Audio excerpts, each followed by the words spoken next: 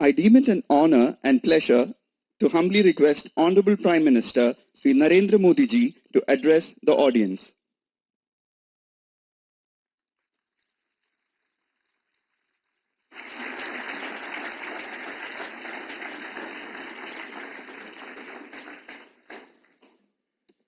केरला के राज्यपाल श्री आरिफ मोहम्मद खान,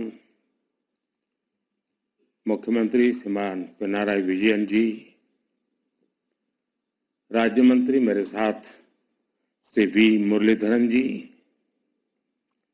इसरो परिवार के सभी सदस्यगण, नमस्कार।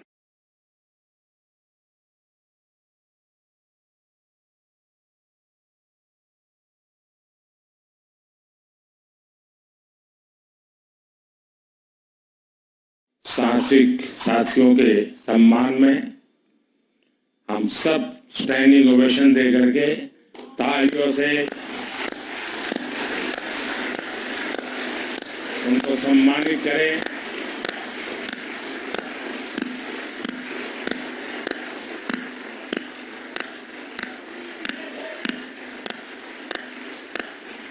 भारत माता की, भारत माता की, भारत माता की। बहुत बहुत धन्यवाद।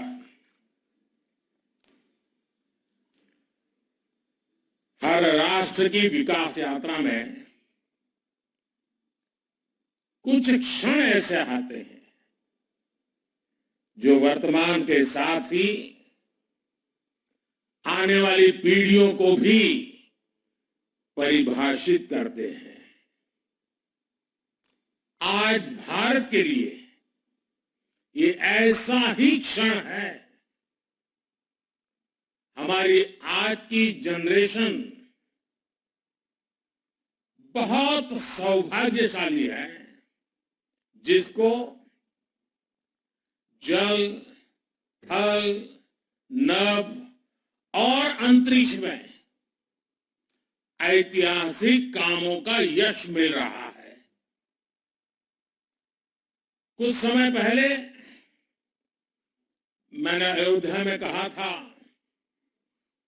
कि ये नए काल चक्र की शुरुआत है। इस नए काल क्षेत्र में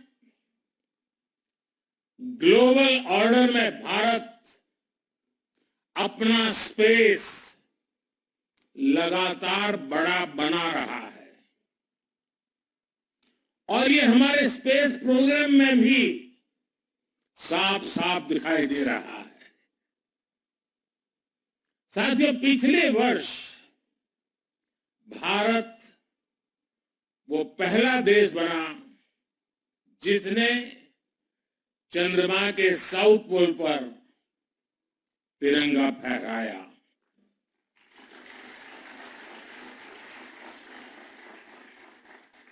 आज शिव शक्ति पॉइंट पूरी दुनिया को भारत के सामर्थ्य से परिचित करा रहा है।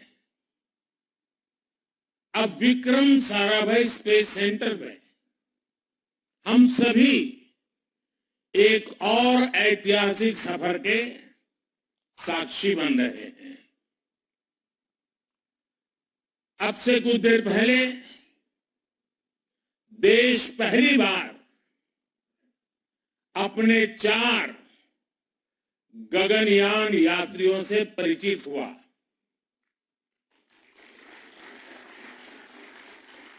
ये सिर्फ 4 नाम और 4 इंसान नहीं है, ये 140 करोड़ एस्पिरेशंस को स्पेस में ले जाने वाली 4 शक्तियां हैं।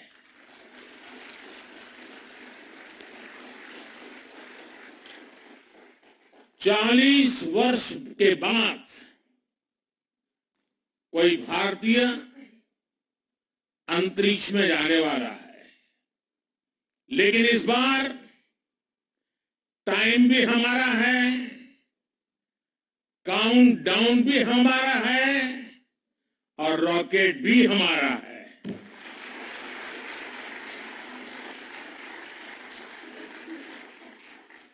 मुझे खुशी है कि आज इन एस्ट्रोनॉट से मिलने, उनसे बातचीत करने और उन्हें देश के सामने प्रस्तुत करने का सौभाग्य मुझे मिला। मैं इन साथियों को पूरे देश की तरफ से बहुत बहुत बधाई देता हूं, बहुत बहुत शुभकामनाएं देता हूं।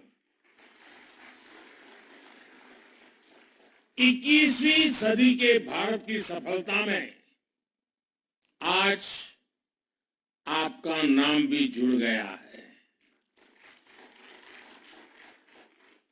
आप आज के भारत का विश्वास है। आप आज के भारत का शौर्य है, साहस है, अनुशासन है। आप भारत का गौरव बढ़ाने के लिए, अंतरिक्ष में तिरंगा लहराने के लिए पिछले कई वर्षों से दिन रात परिश्रम कर रहे हैं। आप भारत की उस अमृत पीढ़ी के प्रतिनिधि हैं जो चुनौतियों को चुनौती देने का जज्बा रखती है।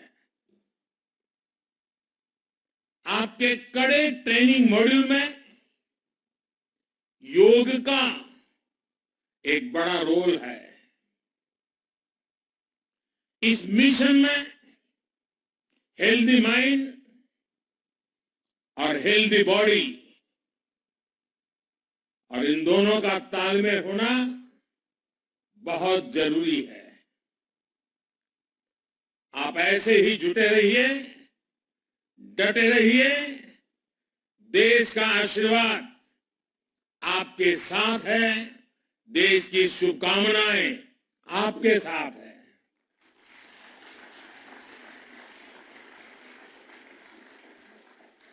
आपको ट्रेनिंग देने में जुटे इसरो के गगनयान प्रोजेक्ट से जुड़े सभी साथियों को भी मैं अनेकों शुभकामनाएं देता हूं। लेकिन इसके साथ साथ कुछ चिंता भी बताना चाहता हूं और हो सकता है वो बातें कुछ लोगों को कड़वी भी लग जाए। मेरी देश की जनता को और देश के खास करके मीडिया को मेरी करबद्ध प्रार्थना है कि जो 4 साथी हैं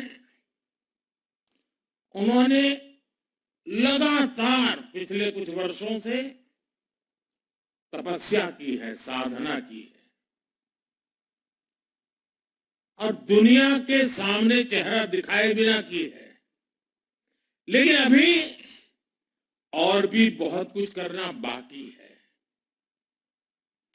अब उनको बहुत कठिन कसौटियों से गुजरना है। उनको अभी और अपने शरीर को, मन को कसना है। लेकिन हमारे देश का, हम लोगों का जैसा स्वभाव है, अभी 4 सेलिब्रिटी बन चुके हैं। अब वो कहीं चाहते होंगे कोई ऑटोग्राफ लेने के लिए दौड़ेगा। अब उसको सेल्फी भी चाहिए, फोटो भी चाहिए, ऑटोग्राफ भी चाहिए। अब थोड़ा मीडिया वाले भी डंडा लेके खड़े हो जाएंगे, उनके परिवारजनों के बाल नोच लेंगे।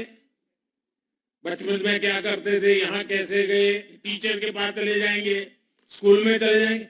यानी एक ऐसा वातावरण बन जाएगा कि इनके लिए वो साधना का कालखंड में रुकावट आ सकती है। और इसलिए मेरी करबद्ध प्रार्थना है कि अब रियल स्टोरी शुरू हो रही है। हम जितना उनको सहयोग देंगे, उनके परिवार को सहयोग देंगे, ऐसी कुछ चीजों में न उलझ जाए, उनका ध्यान एक ही रहे, हाथ में तिरंगा है, अंतरिक्ष है, 140 करोड़ देशवासियों का सपना है, वही हम सबका संकल्प है, यही भाव रहे। इसलिए हम जितनी अनुकूलता करेंगे, मैं समझता हूं देश का सहयोग बहुत जरूरी है, मेरे मीडिया के साथियों का बहुत जरूरी है। अब तक ये नाम बाहर नहीं गए तो हमारा काम ठीक से चलता रहा, लेकिन अब थोड़ी कठिनाई उनके लिए भी बढ़ जाएगी और हो सकता है उनको भी कभी मन कर जाए, चलो यार एक सेल्फी ले लेते तो क्या जाता है। लेकिन सब चीजों से हमें बच के रहना होगा। साथियों, यहां इस कार्यक्रम से पहले मुझे गगनयान के बारे में भी विस्तार से जानकारियां दी गई, अलग अलग इक्विपमेंट के विषय में जानकारी दी गई, उनके ऑपरेशंस के विषय में बताया गया। मुझे जानकर बहुत अच्छा लगा कि गगनयान में यूज होने वाले ज्यादातर उपकरण मेड इन इंडिया है।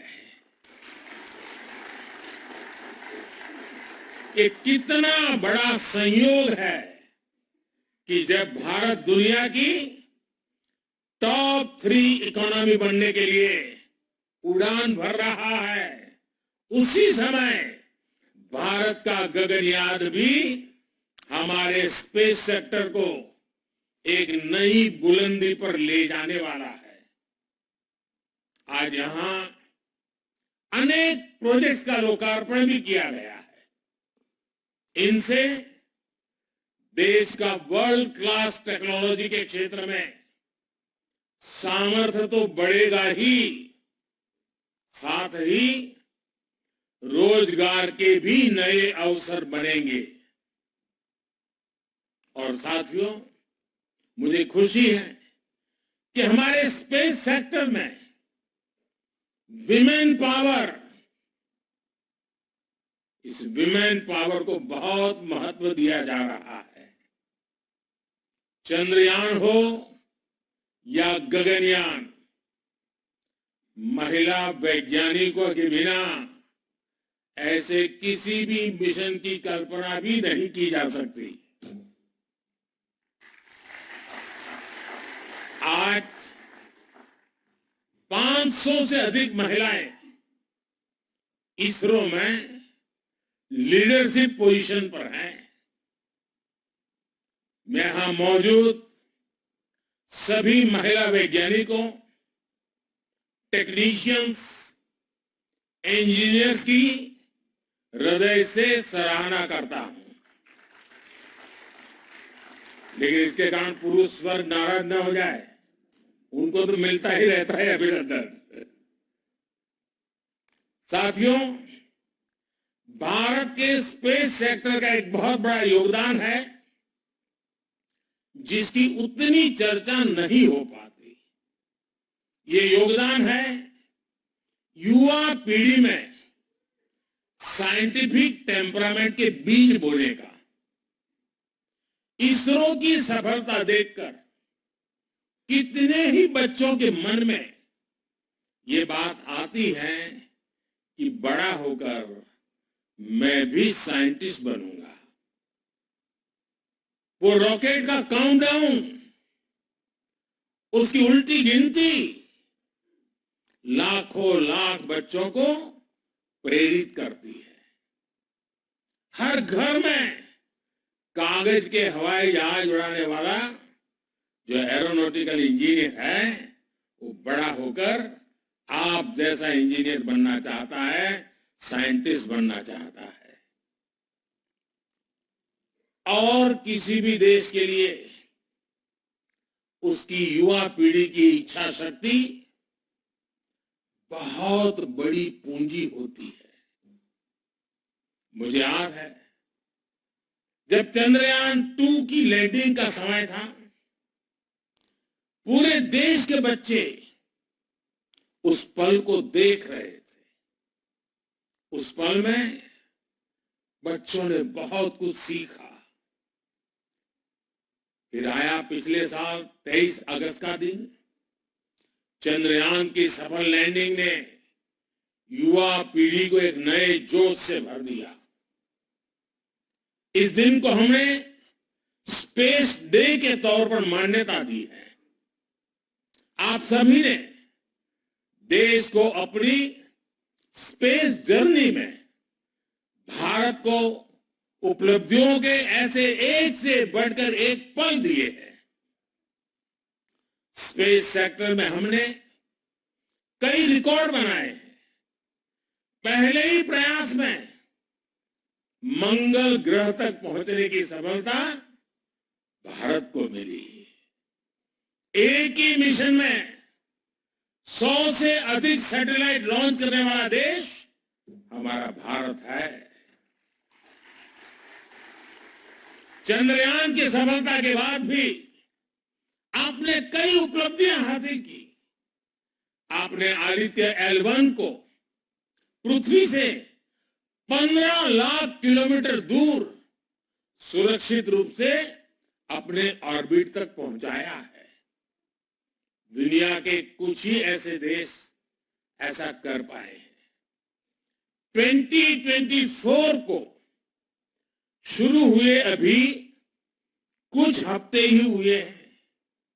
इतने कम समय में ही आपने एक्सपोसेट और इनसेट 3DS जैसी सफलता हासिल की है।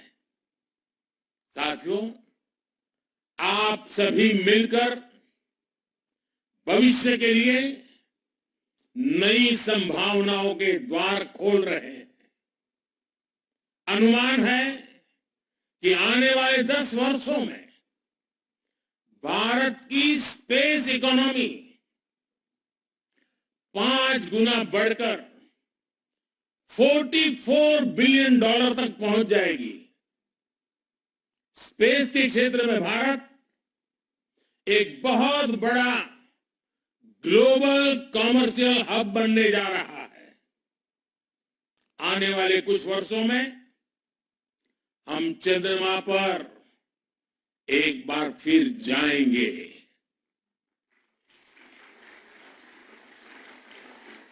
और इस सफलता के बाद हमने अपने लक्ष्य और ऊंचे कर लिए हैं। अब हमारे मिशन टेक्नोलॉजी की दृष्टि से और अधिक चैलेंजिंग होगी। हम चंद्रमा की सतह से सैंपल जुटाएंगे और उन्हें पृथ्वी पर वापस लेकर के आएंगे। इससे चांद के बारे में हमारी जानकारी और समझ और बेहतर होगी।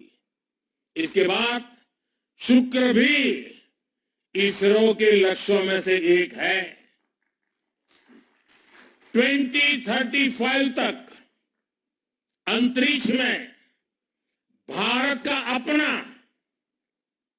स्पेस स्टेशन होगा, जो हमें स्पेस के अज्ञात विस्तार को जानने में मदद करेगा। इतना ही नहीं, इसी अमृतकाल में भारत का एस्ट्रोनॉट भारत के अपने रॉकेट से चंद्रमा पर भी उतरकर दिखाएगा। साथियों, 21वीं सदी का भारत, विकसित होता हुआ भारत आज दुनिया को अपने सामर्थ्य से चौंका रहा है।